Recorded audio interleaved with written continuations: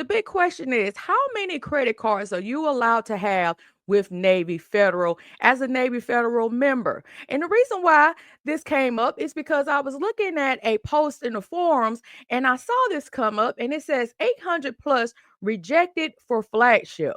And I said, okay, I just did a video talking about people getting rejected with an 800 credit score. So let's see what's going on with this person. So it said, just applied for the flagship card and was auto rejected to my great surprise.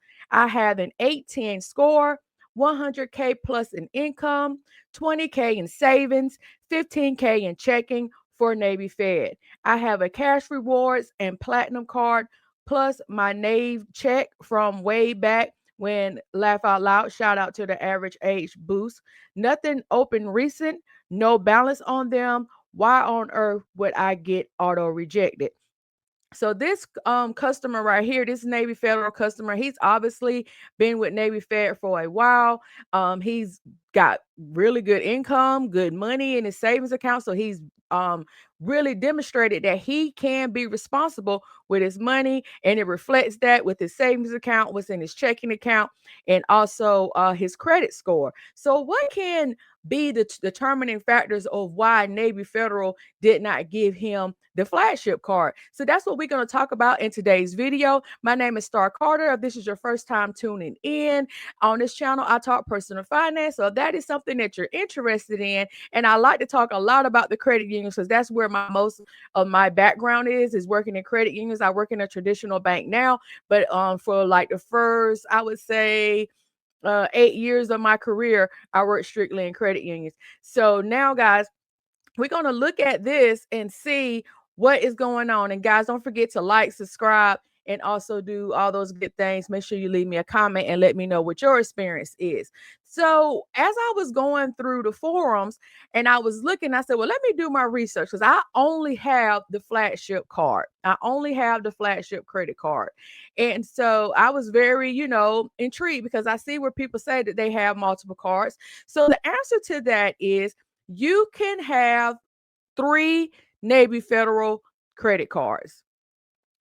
And so if you can have 3 Navy Federal credit cards, that is the limit. You can have 3. So why is it that this guy who only has 2, he says that he has the cash rewards and the platinum card? Why did they reject him for the 3rd card? Well, there's one other thing that will go in the factor when it comes to this, okay? And I was going into the responses and it made sense. I was like, haha, that's what it is. Because let me pull that up on the screen. So he goes in and he puts an edit and he says, issue is total limit through NFCU is 80K. Thanks for all the quick help. So we know that Navy Federal has a 80K limit. So we know that if you got the flagship's limit can go all the way up to 80,000. So you can get that whole 80,000 just on the Navy Federal Flagship because that is their Visa signature top tier card. But on the other ones, you could go up to 50,000. So he probably have between the cash rewards and the platinum 30, 50, or however that is broke down. But he is capped out at 80K. So you will make sure if you did want several of their credit cards, how would you go about doing that? Well, since he's been a member for a while, he's probably got automatic increases and he probably has requested credit line increases. So what he could do is he would probably need to call them and ask them, could he move some of his limit from 1 or 2 of the cards to create the 3rd card? If they will allow him to do that. Because that would be the only way. He would have to be able to move some of that available limit from the other 2 cards to the 3rd card. And that's going to have to be a conversation because through the automatic processes, if he's already at the limit, then is not going to go any further. So in this case, he probably will need to call and talk to a person either that's in customer service that can get him to the lending department or however they work that out so that he can say, okay, hey, I got rejected because I'm at my limit, as far as my credit limit with you all, because I have two credit cards that equal up to 80K. Can I move some of that limit from my platinum card and from my cash rewards card? Or another thing he could do is close one of those cards. Now, I wouldn't say close it, because, and that was my last resort, is because it could be where he's had that card for a very long time, and that's what it sounds like. Especially when I went down in the comments and some of the replies that he was making, it sounds like he's been a member for a great long time, and he had these cards for a very long time. And so he probably don't want to do that, because that could affect his average age of credit. I don't know what else is in his credit profile that keeps his score at 810. But those things, usually the longer you've had credit, that gives you a really, really good, strong credit score. So he probably wouldn't want to do that, but he might can move some of that credit to another card. That would be the only option that I can see. If you think there's another option, you let me know in the comments below. But also, guys, so when you're applying for credit with Navy Federal, I think a lot of times you just so gun ho after you done did the pledge loan, you done did a certificate, you got your direct deposit going there, you're doing all the relationship stuff. But I think a lot of times we're so gun ho about getting a card with them that we just apply. We don't have any confidence in our credit. So we'll say, okay, well, let me go for the lowest tier card. Let me go for the cash rewards card, which I don't think that's a low tier card. I think the platinum card is the lowest tier card, in my opinion, because the platinum card offers a lower APR and a possibility of doing a balance transfer, but it has no rewards. Like, if you're really into rewards, it has no rewards. So that card to me is like a dead card, unless you really got good credit, and you're going to get the lowest APR. And from what I can see, a lot of people are getting that platinum card and still getting the 18%. Well, you can get 18% with all of them. You can get 18% with the secure card. So I wouldn't go for the platinum card and then end up with the 18%. The platinum card is for the low APR, or to get the balance transfer offer. So if you're not in good shape to get those things, then I wouldn't apply for that card. That card wouldn't be a good card. I would rather apply for the cash rewards card, the more rewards card, which to me, the more rewards card is the best card that they have. That's the one that is on the American Express network. I think that is the best card they have for the rewards and the multipliers.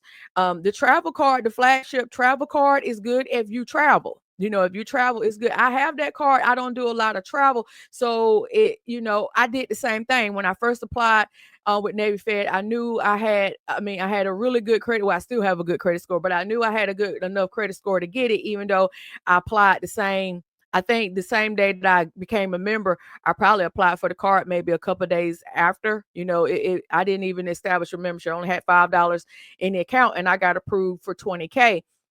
But I did have the will still have the 18% APR. So it's one of those things where I don't carry a balance, so that doesn't matter. So it's one of those things where I just went ahead and went for the highest tier card. I just went ahead and went for it. But I should have applied for the more rewards card. Will I go back and apply for it later? No, because I have enough credit cards as it is. And I know it'll just be one of those things that I would just have to continue to keep up with. So it's one of those things that the more credit cards you have, the more you have to keep up, the more you have to keep active. And so when you're applying for credit card, I always talk about credit card goals, and I'm going to link that video. Make sure that you have a goal of what you want with your credit. What are you going to use those cards for? If you need a card that's really good for groceries, gas and stuff like that, look at the more rewards card. I did a video talking about that being the best card. I will link that as well. But do some comparison on the cards that they have before you apply, and really make sure that you are having your low utilization on the cards that you already have on your credit profile, because it's not just about that credit score, it's about the overall credit profile. And also, of course, building a relationship to build your internal score with Navy Federal as well.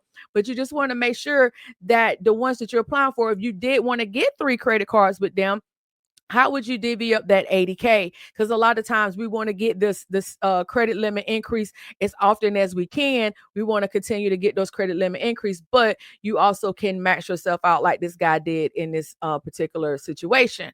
So just keep all that in mind, guys, when you are applying. which card would you want to have first because of your credit goals and what you want to get as far as cash back, reward points, whatever it is. Look at those benefits as well as just I want to get a card with Navy Fed. All right, guys. Well, let me know what you think about this video in the comments. I really do want to hear from you. Also, if you have not already, make sure that you scan the QR code and you become a part of the Credit Ready program community. We are having such a great time. We just got over 500 members in there. So kudos to us. I am so happy and so elated to be able to do the financial education with a group of people that want to learn, and I am there to teach. Again, it is completely free. If you get in, you will see it's completely free. Just yesterday, I posted about what is their credit goals for the rest of this month for 2025. So I was giving out free journals in there, PDF version of my savings tracker journal for people that said that they want to save more, people that said they want to get out of debt. I gave them the debt tracker journal. Like I said, these are PDFs of journals that I created that they can download onto their devices. You can use it in apps like Good Notes and stuff like that, or you can just print it out. So there's some things that'll help you get on track. So a lot of resources within there. And so, guys, I want you to scan the QR code, or you could go to my website at starcarter.com and you can join that way as well. I really do appreciate all the love, and I will see you guys in the next video.